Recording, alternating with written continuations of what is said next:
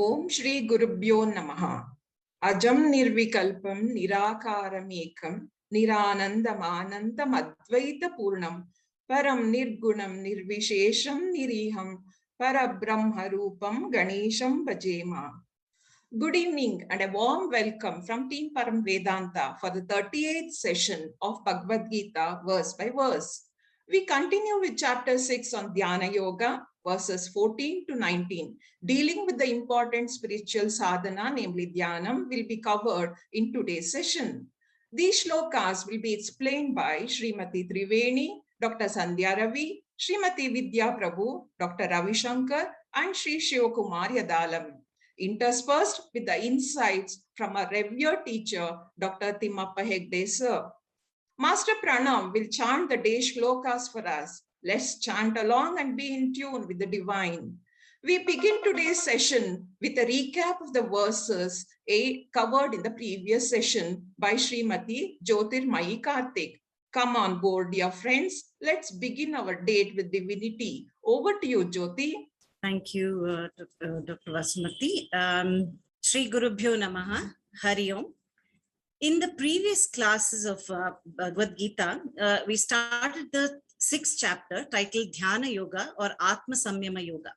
It elaborately and comprehensively deals with an important spiritual sadhana, dhyana or meditation. For a spiritual seeker, meditation plays two roles. The first, Jnana Yogyata Praptihi, preparation of the mind for spiritual knowledge. It is also called Upasana or Saguna Isvara Dhyana. Once the mind is prepared, the seeker has to seek knowledge through appropriate pramana, or means of knowledge. Shravanam is done and samshayas are cleared through mananam. At this stage, most seekers feel that even though we have understood the teachings, there has been no transformation. Our strongly ingrained habitual notions remain. This calls for the second type of meditation called Nididyasana, meditation after the study, which is meant for assimilation of self-knowledge. Nididyasanam calls for two kinds of exercises. The first being maintaining an alert mind so that all transactions are done in keeping with Vedantic teaching.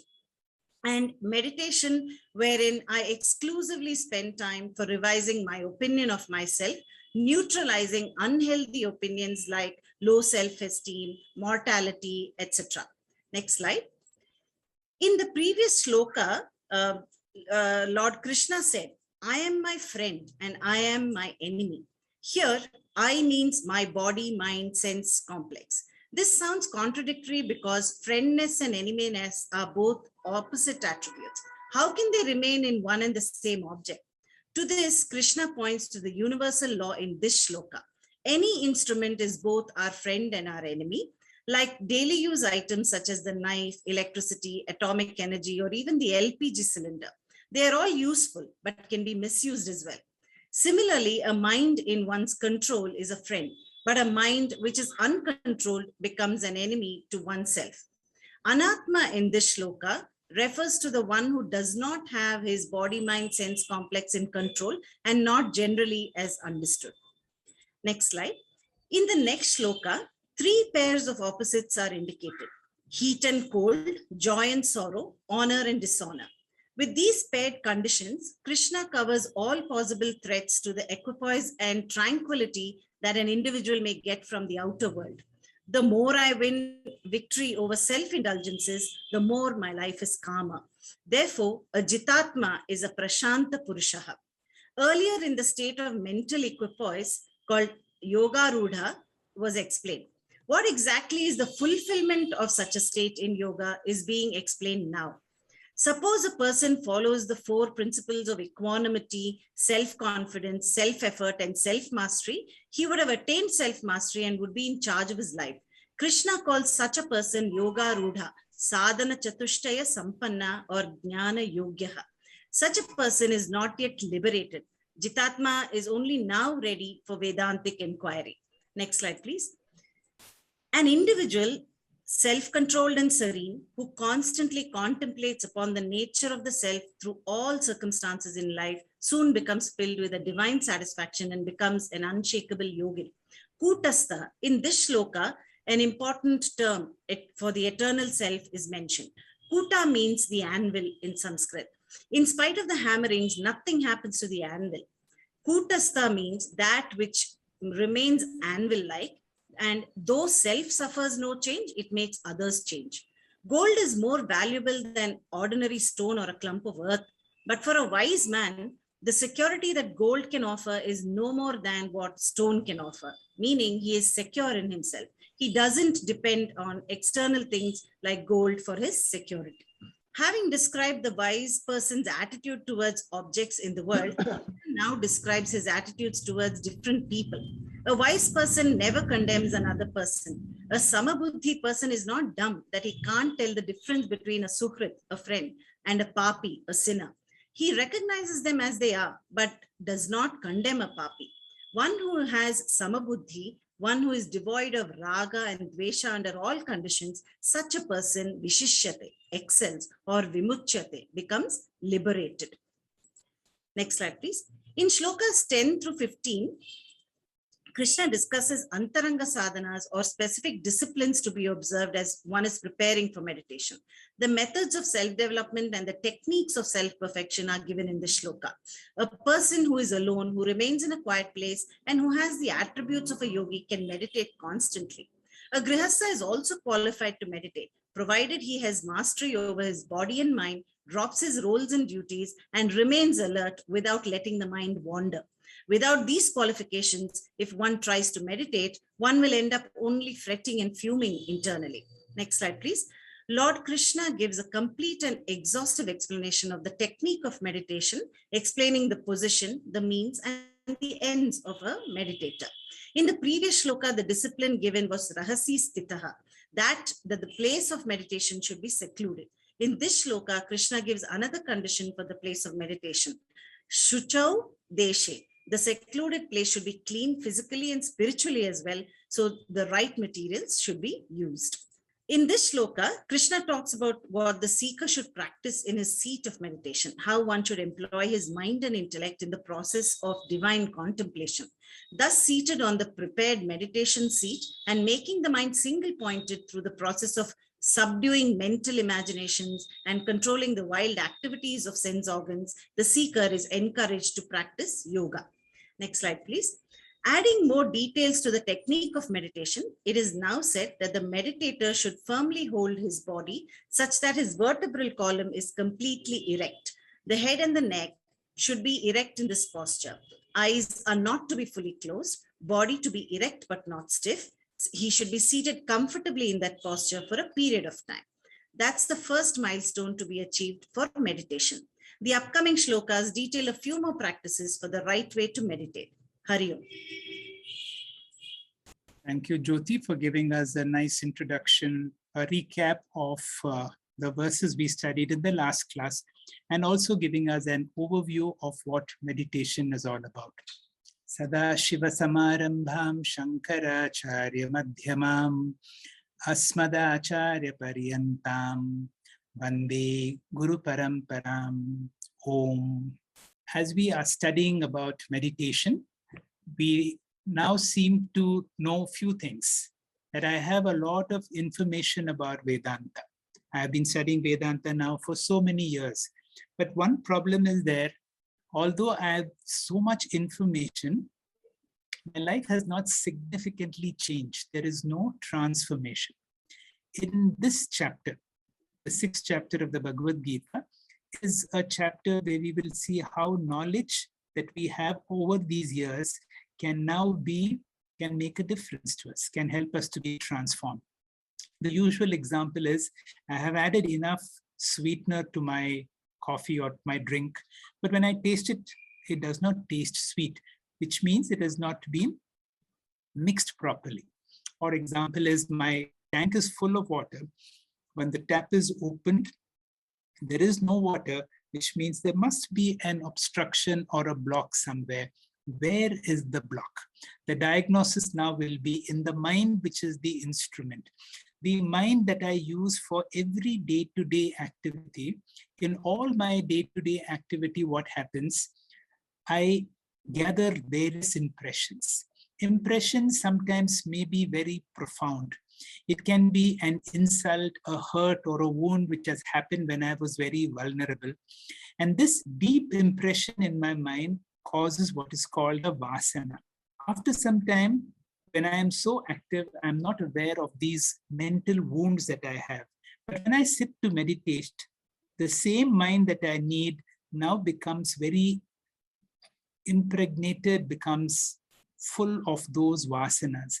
So that is why the instrument now needs to be trained. That is why this Upanishad, Amrita Bindu Upanishad says, Mana eva manushyanam karana bandha mokshaye. It is the same mind that helps me to go towards freedom. It is the same mind which is not properly trained, which can cause bondage to me. So what is the method of purifying the mind? What is the method of being able to take away all the impurities?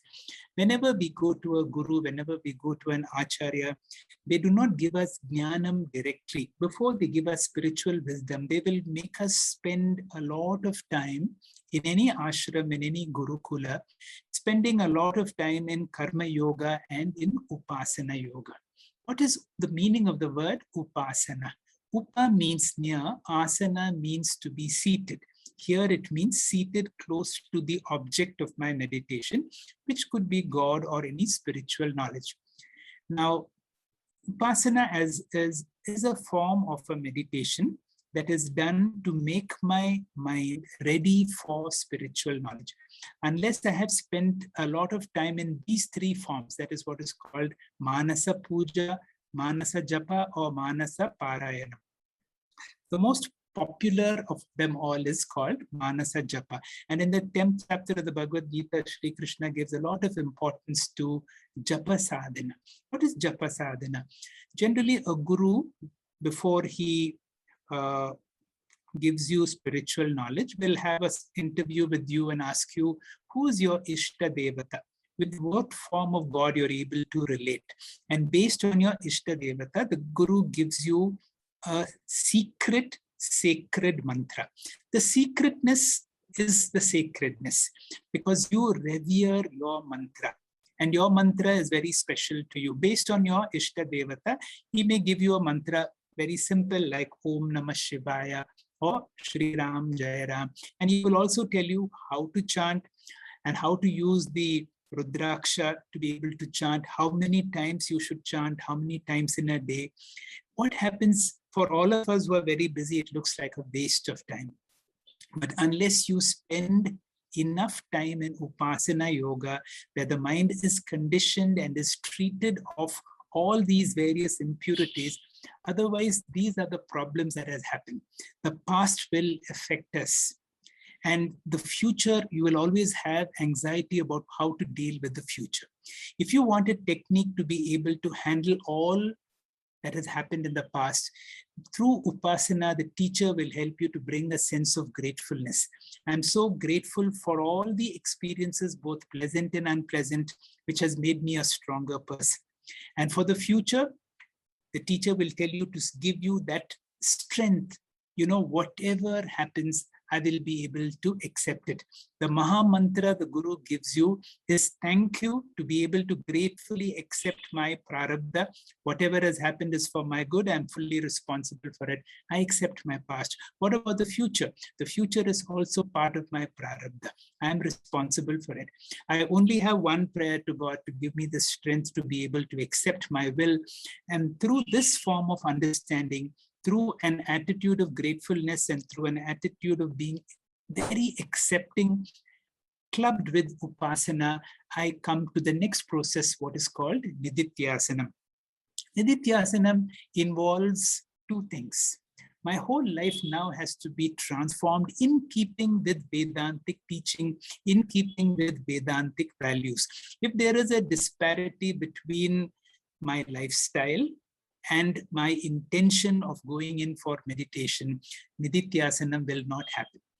The other problem is for many years, maybe many lives, I have lived a life of body identification and all the limitation that comes with the body.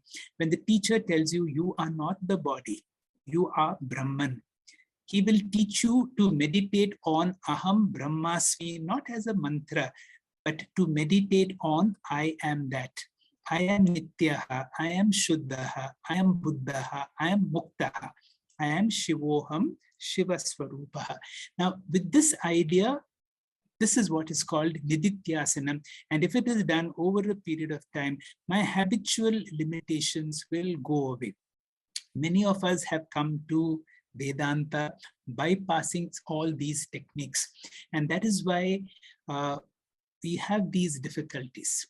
In this particular chapter, the 6th chapter, which is also called Vedantic meditation or Nididyasana, Sri Krishna wants us to discover the indweller, the divine within us. Now, how to discover? Because I'm so busy with so much of activity, there is so much of external noise, there is so much of internal noise, even though the divinity is always manifest. For example, during the daytime, we do not see the stars even if they are there because of the bright sun. At night, the stars do not suddenly appear, they are always there. So too, because of the din of the external noise and the din of my thoughts, I'm not able to listen to the voice of the divine. Vidyaranya Swami gives a nice example of when you listen to your own child in a chorus singing, and you have trained your child to sing. And when you are sitting in the front row, you can hear your child singing loudly. The mouth is open, but you cannot make out the voice because it is drowned by the voices of all the other children. That is exactly what is happening to us. Although Sri Krishna is expressing through all of us as the Atma Tattva, I am not able to be aware of the presence of the Lord within me, aware of this awareness or the consciousness in me because of the lack of internal silence. That is why this whole process of the bahiraṅga sadhana is to be able to bring about a certain slowness of my own self-talk. And when my self-talk is reduced, then I am aware. Even as I am speaking, I am aware of the consciousness principle. Because of that, I'm able to speak. And you, as you are listening, are you aware of the seer? Swami Dayananda has said the quintessence of meditation is the ability to be able to see the seer. The problem is our ego. The ego comes in our way. And that is why through Upasana and through Karma Yoga, meditation is essentially a learned technique. It's like cycling. It is like doing an operative procedure where you do it many times and then you develop the skill about it. And that is how it takes some time to be able to do it. Initially, the teacher will talk to you about Dhyānā, where I move my mind from Anatma to the Atma. And in Dhyana, I keep my mind on those thoughts, Nitya, Shuddhaha, Buddhaha, Muktaha. Of course, we need to go through those values, the 5 yamas, the 5 niyamas, and also sadhana chatustaya sampanna. Unless I have gone through all these, meditation becomes difficult. We will begin today's class. The opening verse will be explained to us by Triveni. Over to you, Triveni. Shri Gurubhyo Namaha. Prashantatma vigatabhihi brahmachari vrate sthitaha manas samyamya machitto yukta asita matparaha. Remaining in the vow of brahmacharya with a calm mind without anxiety and restraining the mind, the disciplined one should remain with the mind fixed on me and with me as the supreme goal. So what should be the condition of the mind? The mind has disturbances from 2 quarters. One is from past experiences. We might have regrets, bitterness, anger, irritation, etc., which can surface during meditation. Because the mind is full of vasanas or experiences, they all remain deep within. And when the mind is quiet at the time of meditation, all the problems within can surface. During the day-to-day transactions, they do not surface because the mind is preoccupied. But in meditation, when the mind is withdrawn from the external world, the conscious mind is free now from the subconscious mind, and therefore the past experiences can come up and disturb. This is the regret of the past. And Krishna says we should learn how to handle that. Never allow the past to disturb. We can learn from the past experiences and get maturity. And having learned from the past experiences, surrender all of them to the Lord and understand that the Lord has given those experiences for one's inner growth only. Therefore, we have no regrets. We do not have any anger towards anyone. We do not have any hatred towards anyone. We surrender all our past experiences to the Lord after absorbing knowledge from them. Past does good to us if we are willing to learn from the past. At the same time, past can be a burden if these experiences trigger bitterness, inferiority complex, guilt, anger, irritation, or hatred. If the past experiences generate these negative emotions, past becomes a dead weight on our shoulders and we will not be able to go forward. Each experience will pull us back. Whatever experience we have had, it is the will of God, meant for our inner growth. Every pain is only for polishing. Thus, if we are ready to give up the past burden, we enjoy a prashanta atma, relieved. It is like taking a ton of weight from the mind. Therefore, give up regrets over the past, which is over. Now, the next disturbance is about the future. Again, surrender the future to the Lord. Tell the Lord, oh Lord, whatever we are going to face in future is the result of our own karma. We cannot blame anyone. We are responsible for our future, and therefore we cannot escape our future. We pray to the Lord to give us the strength to face that. Pariksha lokan karmachitan. It requires a particular mind to learn from adversity. And therefore give us a sattvic mind, which will take the teaching and forget the experience. Similarly, in every experience, the essence should be taken and the experience is to be forgotten. And with such an attitude to welcome the future, agate swagatam kuryat, such a mind does not have concern regarding future. It is a relaxed mind. Therefore, Krishna says in meditation, do not bring the future to the mind. Vigata bihi. Bihi means anxiety, concern, worry. Vigata means they're all given up. Therefore, Krishna says, prashantatma vigata bihi. Brahmachari vrate sthitaha. Brahmachari vratam or brahmacharyam is defined in several ways, in several contexts. One definition that is given that we can see for brahmachari is that he is a student of scriptures. The scriptures prescribe several disciplines, and all those disciplines together are called brahmacharya. One discipline that has to be followed is brahmacharya ashrama. When he is a student, he has only 3 relationships: with God, with the guru, the teacher, and with the shastram, the scriptures. He relates to the teacher as a student, and of course, he studies the scriptures, and during that, he invokes the grace of the Lord. In conclusion, this shloka continues the topic of the method of meditation. Once we have made all the physical preparations and are ready to begin meditation, the question comes up: what do we meditate upon? What should be the object of our meditation?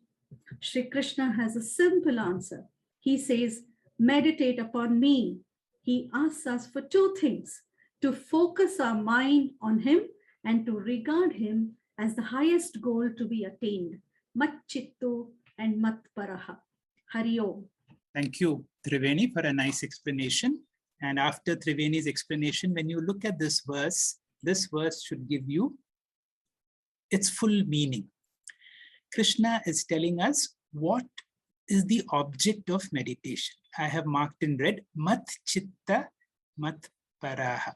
Paraha means let me be your goal. Let me be your destination. My destination is to attain to Shri Krishna. Mat chitta is keep me in your mind. That means I have to shift my thoughts from all the objects that I see are anatma and shift them to the observer. That Shri Krishna is the observer within me. He will not say here, but he will say it later on. But this is possible only if your mind is prashanta. We know shanti, but we know what is ashanti. But if you can go beyond shanta and ashanta, then you have a mind which is prashanta. Vigata. Gate means to go. Vigata means completely go. Bihi means freer. That means my mind has now no fear. Why is this fear important? Again, Triveni explained. Whenever you sit in meditation, the past fears and the future anxieties comes. But for such a person who's free from fear, who's now anchored into that feeling that I am Brahmacharya Vrata. That means I am committed to Brahmacharya. I am committed to a lifestyle to discovering God. Stitaha. If I am anchored into this, it is a matter of time when I discover my true self, who's none other than the Shri Krishna Paramatma. Our next verse will be by Dr. Sandhya. Over to you, Dr. Sandhya. Thank you. Hari Om Shri Gurubhyo Namaha. This verse describes the fruit of Dhyana Yoga when practiced as prescribed in the previous verses. Yunjan evam sadatmanam yogi niyatamanasah shantim nirvana paramam matsamsthamadi gacchati.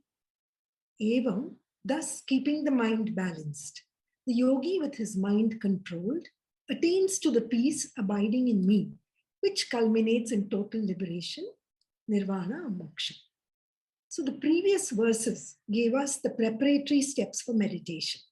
The Antaranga Sadhanas, the concluding instruction in the previous verse, which we heard just now, Manas samyama machitto yukta asita matparaha. Let him sit in yoga, having me as a supreme goal. And Bhagavan Shri Krishna goes on to tell us the benefit of such a technique, a benefit that we can aspire for. So when a meditator controls his mind, niyatamanasah, constantly, sada, and keeps his mind away from agitations and fear, it is such an individual who will surely and easily reach the Supreme. When it comes to meditation, there are so many techniques to practice. We often hear of meditating on the breath, the chakras, the flame, or even nothing at all. But all this is helpful only in developing focus. But our teachers have told us that meditation as a spiritual sadhana is not a means of liberation or knowledge. And the aim of Vedantic meditation is prescribed only for enhancing concentration and focus, not only for that, but also to purify the mind. And this purification of the mind can happen only when we fix it upon an all-pure object, which is God himself. So the Atma, which we have seen, has been purified by Karma Yoga. So it is now amenable to be disciplined. Niyatamanasah, samyama, through Dharana, which is focused attention, effortless meditation, that is Dhyana, and fixing the mind on the object, that is Samadhi. Yunjan is fixing the mind or centering the thoughts. And centering the thoughts on what? The object is God himself. So in Samadhi, what happens? The awareness of the meditator, the process of meditation, and the object have all merged into one. So knowledge becomes knowingness. How long should we meditate? Sada, consistently and regularly. We need to make it a habit. And what should be our focus in meditation? In this verse, Sri Krishna directs Arjuna to constantly focus his mind on him, that is Sri Krishna, to be absorbed in him, as we saw in the previous verse. And Swami Param says, depending on our level of bhakti, whether we are Manda Bhakta, Madhyama Bhakta, or Uttama Bhakta, we could practice Ekarupa and Ekarupa or Arupa Dhyana. We could start with Saguna Upasana initially, focusing on our Ishta Devata, on the glories of the Lord, etc., and progress to Anekarupa and Arupa. But in this verse, Sri Krishna refers to actually uniting with the Atma, realizing Brahman to enjoy the bliss. So meditate upon me, he says, who is the form of a very Atma itself. Atma samstam manakritva na kinchit api chintayet, as is said later on in this chapter. Having the mind established in self, let him not think of anything. Therefore, yogi yunjat. So here, Krishna talks about arupa dhyana. Meditate upon me, he says, the Atma, the true self.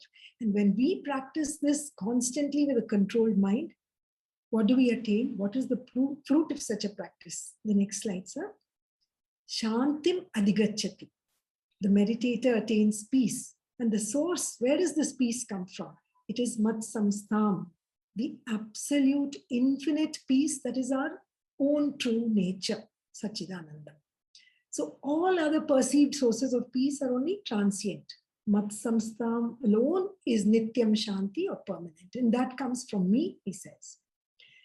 This verse is also a reflection, or rather, yes, it is a reflection of the verse that is in Kathopanishad, Dvitiya Valli, verse 13. Tamatmastam yenu pashyanti dhiraha tesham shantihi shashvati netaresham.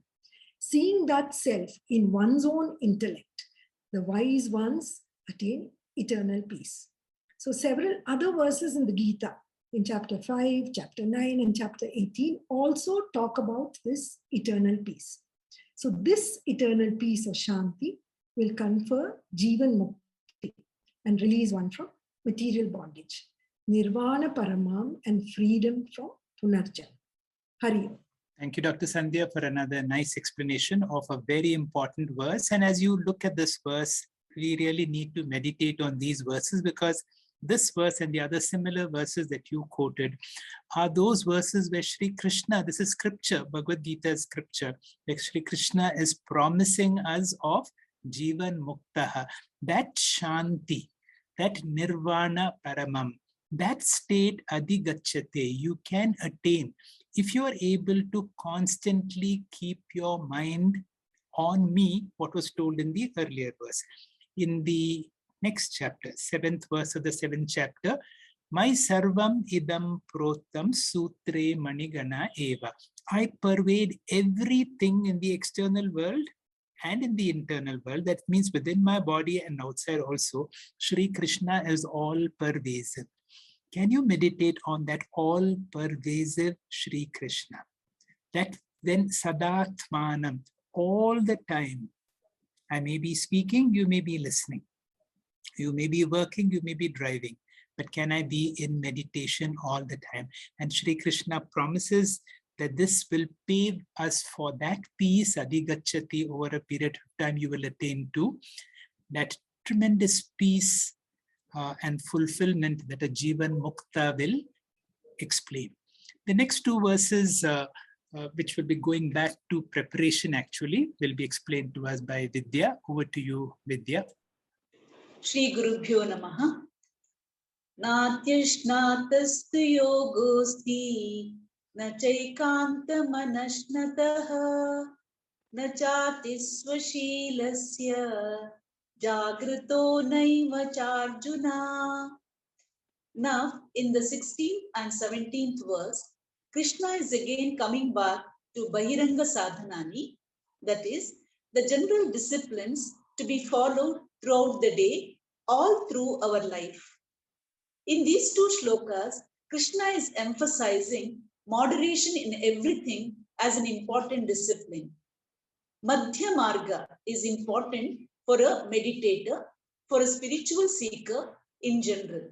Lord Krishna is talking about three main types of moderation in these two verses. Moderation with regard to eating, activity, and sleep. Ati ashnataha yogaha nasti.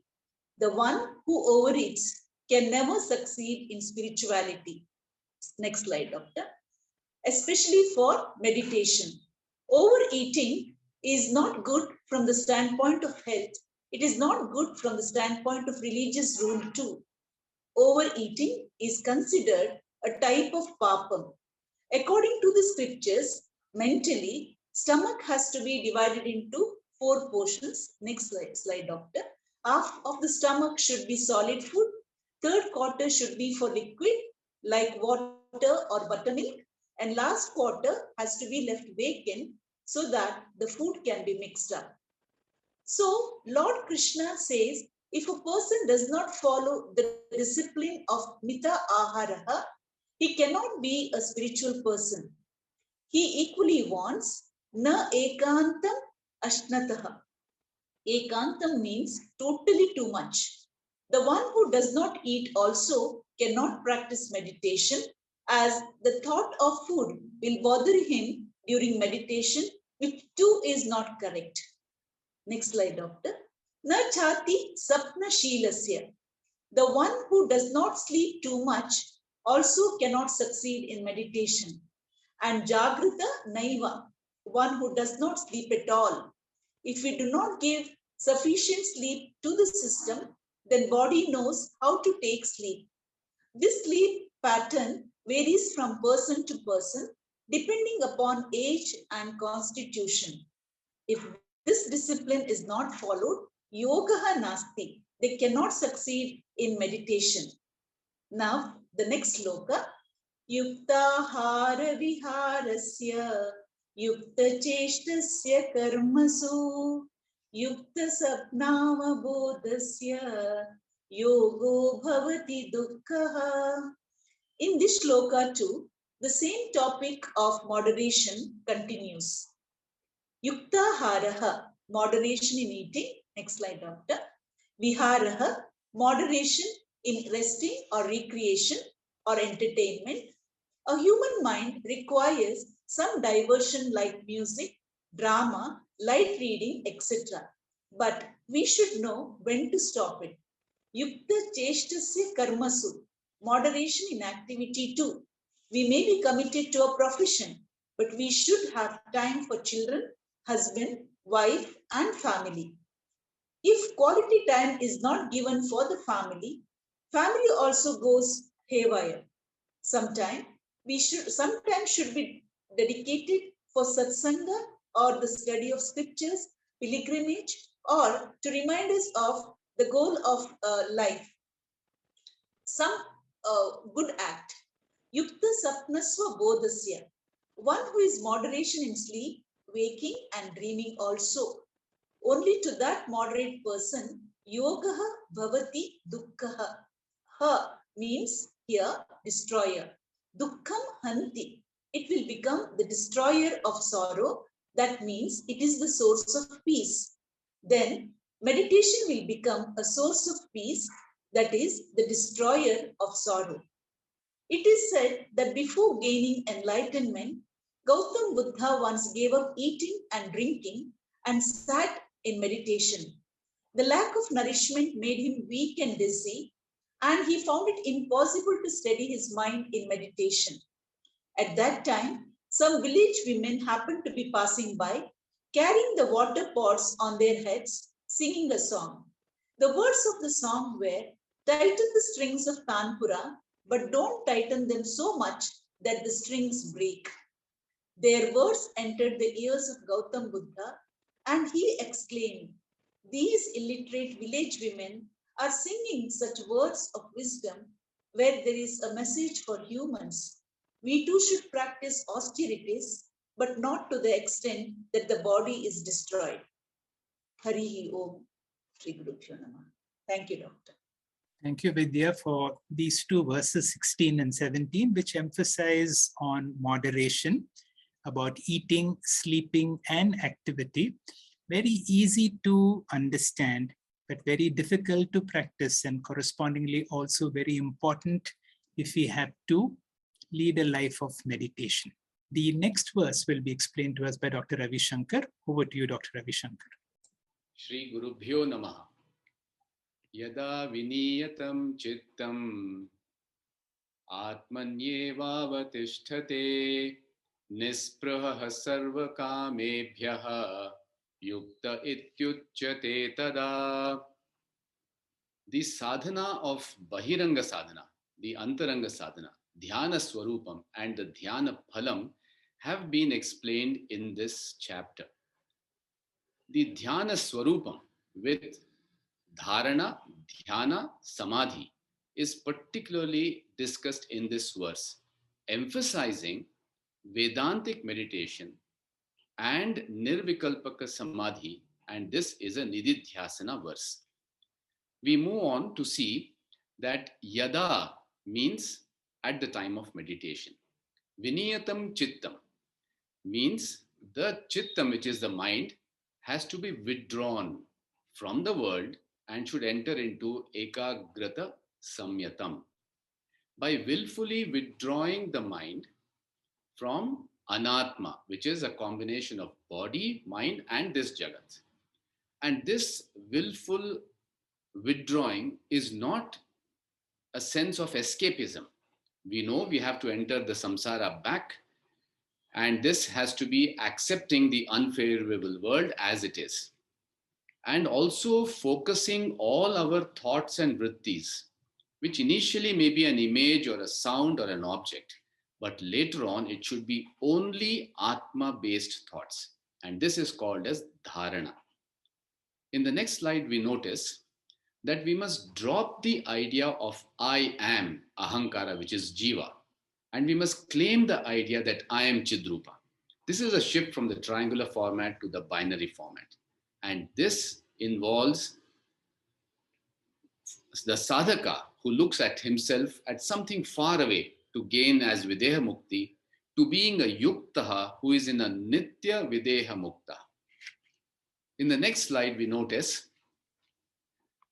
Sarvakamebhyaha Nisprihaha. Now this Anatma, the Jiva Bhava, the Ahamkara, the Sadhaka Vritti, that I am the Sadhaka, and then Ahamkara, which is a combination of Sharira Trayam and Chidabhasa, or Ahamkara, which could be also explained as a combination of the reflecting medium and the reflecting consciousness. And this combination of Raga, Dvesha, expectations, wants, and complaints fall into Sarva Kamebhyaha.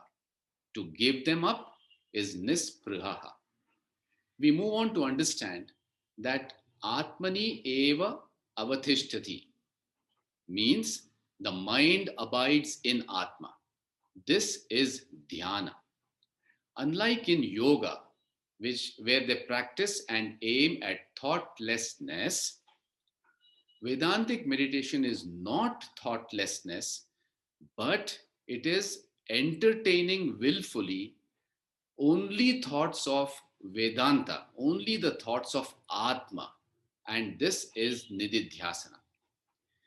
While Jiva Swarupa is Ahamkara, occasionally having the dress or vesham of Sakshi, a Vedantic meditator has the Swarupam of Sakshi, who has occasionally put on the dress of Ahamkara only for the sake of Vyavahara in this Jagat. In the next verse, in the next slide, we notice that Tada means Tasmin Kale, in that state. Yukta iti yuchyate. He is a yogaha. He is in samadhi. He is in a state of sakshi vritti. When the ego is dormant, like initially pedaling a cycle, there is of course some effort needed to attain the state. And as we notice that this is Savikalpaka Samadhi. When it is effortless, like the pedaling of the cycle after some time, there is no subject-object division, and this is Nirvikalpaka Samadhi. Aham asangaha, aham ekaha, aham arupa are the only thoughts that exist in this mind at that state. Atma and Anatma thoughts cannot exist together in a Samadhi state. Only in Atma Dhyana, the person is a Yuktaha. Therefore, Arupa Ahamkara gets converted into Purna Sakshi in the state of Samadhi. Hari Om, sir. Thank you, Dr. Ravi Shankar, for an excellent explanation. That is why these verses have to be listened to again and again, make our own notes, because Sri Krishna is telling us a lot about Dharana, Dhyana, and Samadhi, the essence of Nididyasana, and he's giving us a technique of Vedantic meditation. Yada viniyatam chittam. Viniyatam means I have to withdraw the mind from all the external objects and establish it on the Atma. What does that mean? I see so many objects around me, and all of them I know are Anatma. I need to shift from the Anatma to the Atma. Now, what Dr. Ravi Shankar explained was in the closed eye Savikalpa, Nirvikalpa meditation. But we can also do it as an open eye meditation. What is this in open eye? Everything that I see is Shri Krishna. My sarvam idam protam sutre manigana eva. In every object I see, can I see that Shri Krishna Tattva, that Sat aspect in all of them, and in me, the Chit aspect in me. So whenever I move from Anatma to Anatma, then what do I happen?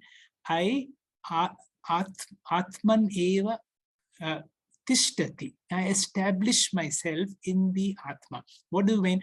It is Atma is not another object. I identify myself as the Atma. I need to be able to move from body, mind to the Atma in every experience. Very nicely said in the Kena Upanishad, Prati Bodha Viditam Matam. In every experience, can I come in touch with the experiencer? Again, as Swami Dayananda said, in every experience, can I see the one who is seeing? The next verse, as I said, this is shift from the object to the subject. The next verse is very similar, which will be explained to us by Shiv Kumar. Over to you, Shiv Kumar. Hari Om, Shri Gurubhyo Namaha. From Dr. Ravi Shankar, we learned that there are 3 stages of meditation or Dhyana Swarupam: Dharana, Dhyana, and Samadhi. Dharana is the focusing of mind upon object of meditation and retaining that thought. In Atma Dhyanam, mind must withdraw from thoughts connected with the objective universe. That state of mind engaging thoughts to abide in Atma is called yoga or samadhi. Samadhi is divided into 2 types: Savikalpa Samadhi, when it requires effort; Nirvikalpaka Samadhi, when it is effortless. Sajatiya Pratyaya Pravaha is incessant flow of similar thought, which after some time is ingrained in the mind and becomes a habit. Forms vasanas. Any vritti that occurs in our mind without need of deliberate effort is called sukshma vritti. It can be aham brahmasmi vritti also, where subject-object division is there, but it is not manifest. Such a state of subtle thought continuation is called absorption or Nirvikalpaka Samadhi. Holding on to these thoughts, let's proceed with chanting the verse 19 in the next slide. Yatha dipo nivatasto nengate sopama smrata yogino yatachittasya yunjato yogamatmanaha. This verse is a simile to depict the state of mind of one in Nirvikalpaka Samadhi, who has restrained his mind, who is practicing Dhyana Yoga of the Atma, having ceased all other mental activities with a steadily illumining light of knowledge. Just as a lamp kept in a windless place has a steady flame and does not flicker. Imagine a lit lamp or a candle or an oil lamp. If kept in an open area, the unprotected flame flickers because of the breeze. Simply by providing a glass enclosure, the flame is protected and it becomes steady like a stick. In meditation also, our thoughts are like the flame. External factors influence our mind, making it turbulent and to drift from that single pointed focus required for Vedantic meditation. Just as the glass enclosure protected the flame, we need an enclosure to protect and prevent our mind from drifting. But mind being a subtle instrument, it needs a different type of enclosure to make it still.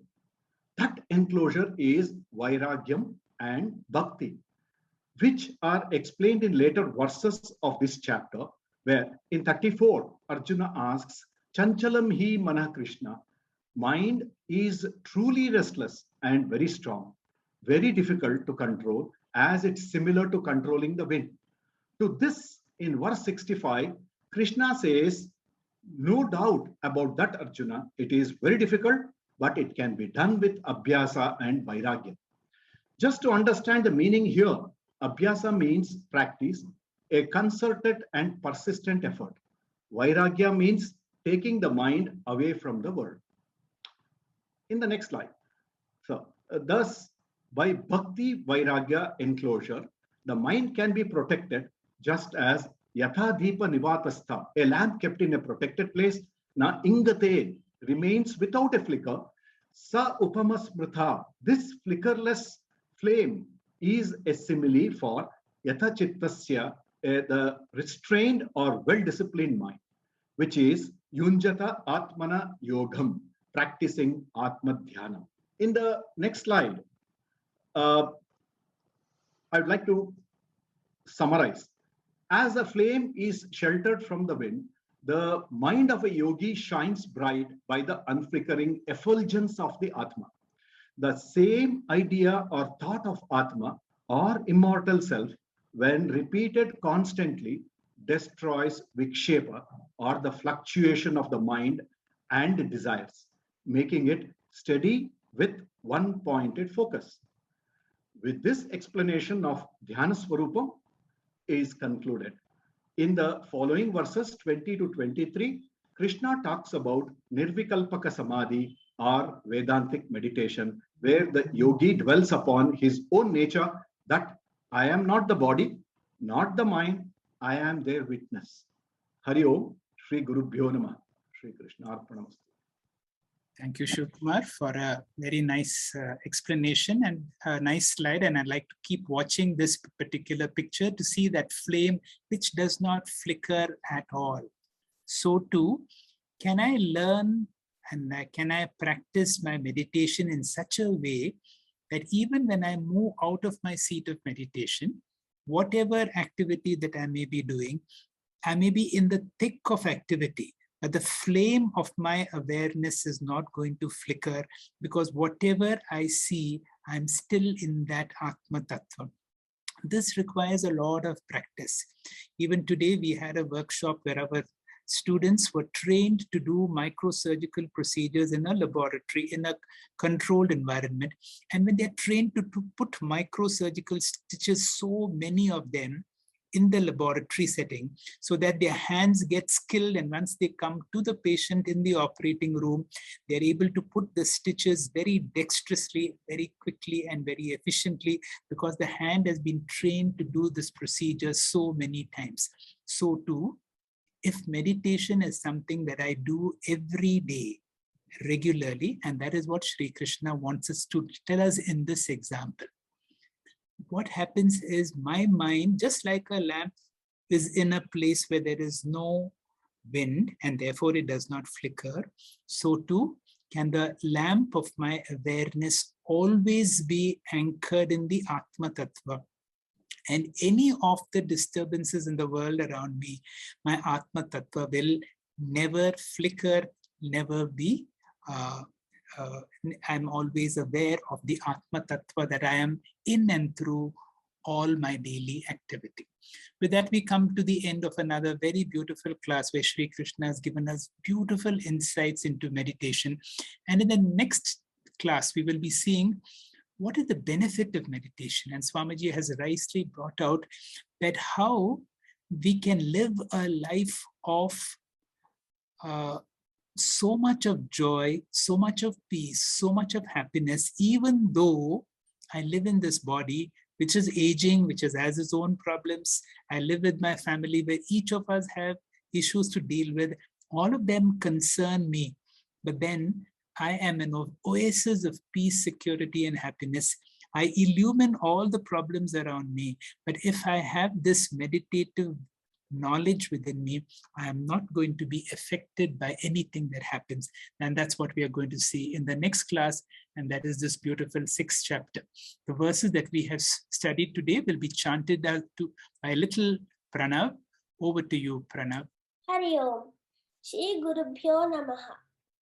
Shri Bhagavan Vacha Prashantatma Vigatabhihi Brahmacharya Vrate Sthitaha Manas Samyamya Machittaha Yukta Asita Matparaha Yunjan Evam Sadatmanam Yogi Niyata Manasaha Shantim nirvana paramam matsamsthamadhigacchati natyashnatastu yogosti nachaikantamanashnataha nachati swapnashilasya jagrato naiva charjuna yuktahara viharasya yuktacheshtasya karmasu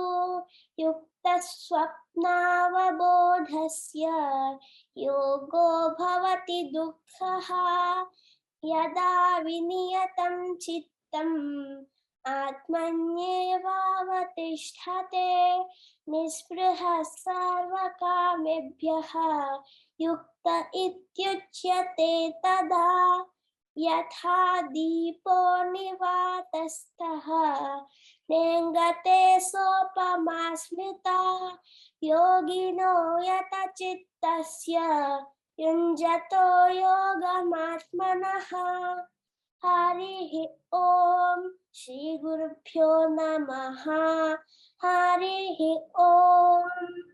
Excellent. Thank you, dear Pranav, for the sweet and flawless chanting. How blessed are these kids to have taken to Bhagavad Gita so early in life.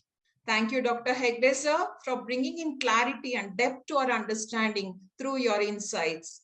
Heartfelt thanks to all the speakers for so beautifully explaining the verses with very interesting illustrations.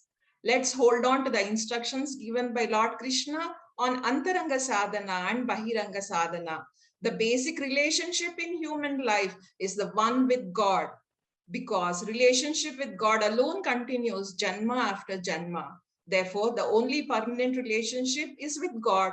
All other relationships are temporary. So Krishna says, Machitto Matparaha. This reminds me of Bhagavata, the Gopikas, when they would run to be with Krishna, even in the middle of the night, leaving behind their homes. And Krishna would ask them to go back to their husbands and children. The gopis in turn ask Krishna, husband and children of which janma do you want us to go back to? While you are there for us, with us, through this janma and beyond the janmas. May we keep this page of today's learnings open in order to assimilate its essence till we turn over to the next page in the next session on Monday, the 20th September 2021 at 6:45 p.m. Indian Standard Time. Krishnam Vande Jagadgurum. Om Purnamada Purnamidam Purnat Purnamudachyate Purnasya Purnamadaya Purnamevavashishyate. Om Shanti Shanti Shantihi. Hari Om.